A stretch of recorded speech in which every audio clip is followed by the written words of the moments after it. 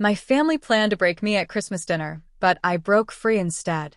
Hey there, I'm Elise, 29, and Christmas was once my favorite holiday. Growing up in the affluent Sterling family of Westport, Connecticut, meant lavish celebrations dripping with prestige. But as the odd one out, running my pottery studio instead of chasing a corner office, I always fought to prove my worth. Last December, I arrived early to help with the festivities, only to overhear a plot that shattered my world. My family was scheming to stage a public takedown at our holiday feast, aiming to crush my spirit and erase my past. Where are you tuning in from? Drop a comment if you've ever had to choose between family pressures and your own truth. Hit that like and subscribe for more stories like mine. The Sterlings were Westport royalty, known for wealth, connections, and sky-high standards. My father, Richard, built a real estate empire from scratch, a rags-to-riches tale locals loved. My mother, Eleanor, with her inherited fortune, chaired galas that filled society pages. My siblings, Claire, 33, a hedge fund star, and Nathan, 31, a corporate litigator, were the pride of every cocktail party. Then there was me, Elise Sterling, the daughter who dared to dream in clay instead of contracts. The family blueprint was rigid: Ivy League, finance, or law, then a career that sparkled at dinner parties. I followed partway, enrolling at Brown, but a ceramics course my junior year changed everything. Shaping clay felt like breathing for the first time. By graduation, I skipped grad school applications to sell my pottery at local markets. My family's reaction was brutal.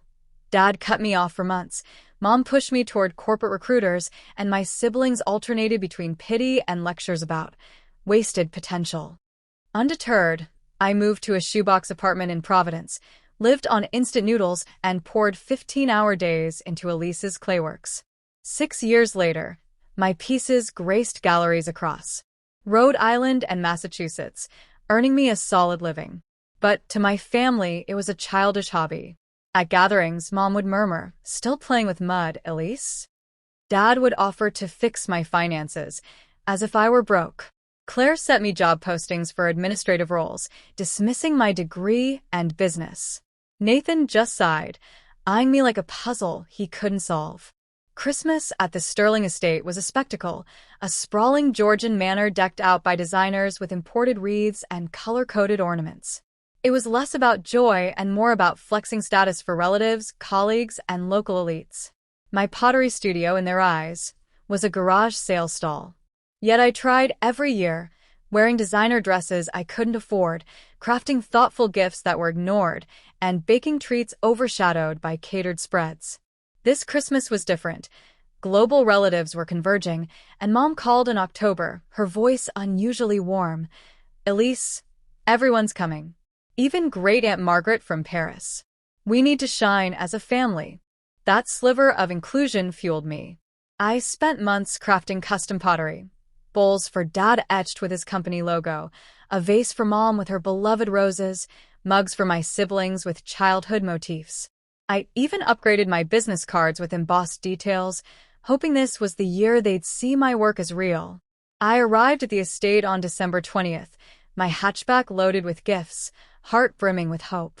The mansion glowed with twinkling lights and towering firs. Our housekeeper, Carla, greeted me warmly, proudly displaying a mug I'd made her. "Your mom and Nathan are with the event planner," she said. In the gleaming kitchen, they barely acknowledged me. "Elise, you're early," Mom said, eyes on her tablet. "Your old room storage now.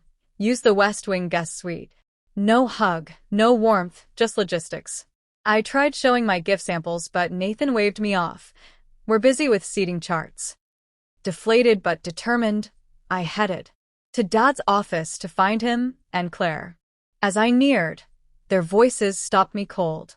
"Elise's pottery thing isn't a career," Dad said sharply.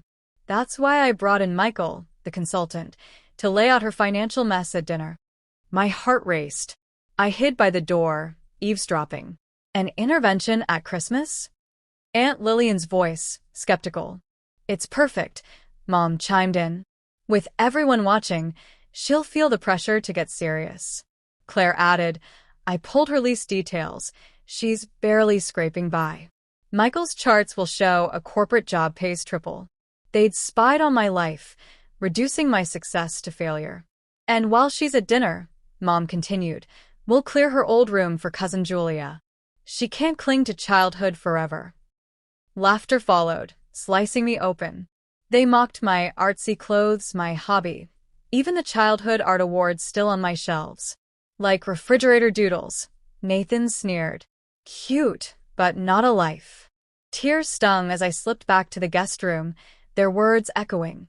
Humiliation, control, erasure. My lovingly crafted gifts sat in their boxes, symbols of a bond they didn't value. I packed silently, told Carla I had a city emergency, and drove to a gas station, hands shaking. I called my friend Maya, who'd helped launch my first market stall. Sobbing, I spilled everything. You're safe, Elise, she soothed. Your work is real. They're blind to it. She was right. My studio had a waitlist, gallery features, and a recent offer from Artisan Home to stock my line nationwide. Why did I still crave their approval? Back in Providence, my apartment felt like a haven.